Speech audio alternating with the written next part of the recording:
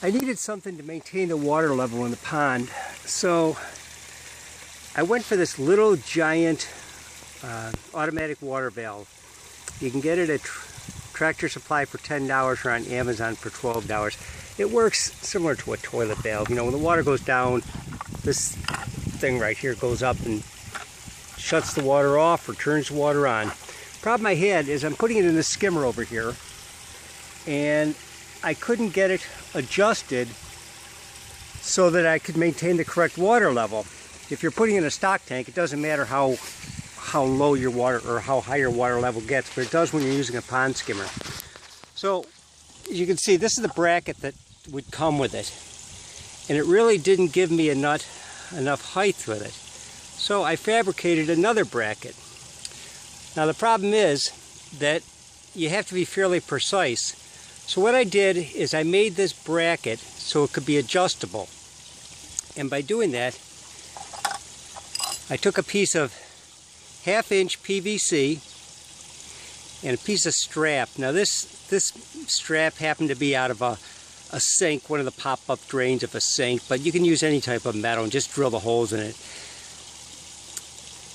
I flattened it with a heat gun, put the strap in, flattened it, made it nice and tight so it won't move. At the other end,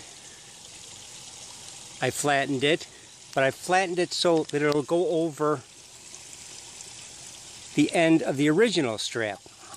Whoops. Hard to do this with one hand. So it goes over the end of the original strap, like so. All right, now I can adjust this to whatever depth I have to have. In the original strap, I drilled a larger hole and I tapped it with a 5/16 inch bolt for a 5/16 inch bolt. So all I do, slide this in,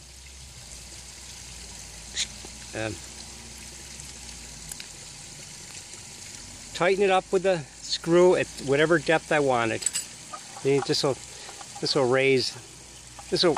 Let's see, it's kind of hard to do with one hand, but this raises and lowers so that you can get it to the depth you want. When you do this, keep in mind that your float has to have enough room to put the screw through, or the bolt through, so it doesn't interfere with it. So in other words, get a bolt that's short enough so that when you put it into the hole, it won't interfere with the float.